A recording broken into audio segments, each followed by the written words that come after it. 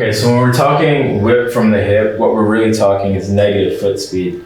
So if my center of mass velocity, so my body's traveling at 10.5 meters per second, and let's say my leg is traveling at negative 6 to 8 meters per second, down and back, two things happen.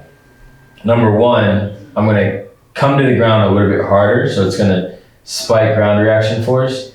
Number two, my leg's gonna end up in a better position when it touches down with a closer touchdown distance. So if this is directly under the hip, it's very unlikely that you're gonna land here directly under, but it is likely that you can land slightly in front of the center of mass. So typical lengths, like guys will land a few inches in front, and that's fine. There is going to be some braking forces here.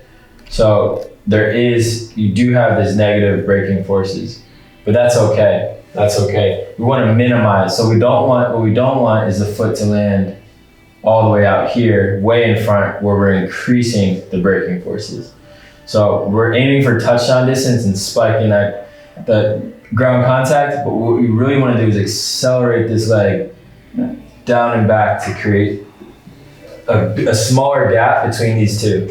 Okay, so the bigger gap that we have between these two things here, so this is negative 4 meters per second coming down, and the center of mass is 10.5.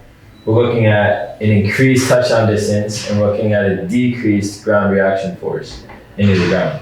And then we're looking at an increased braking.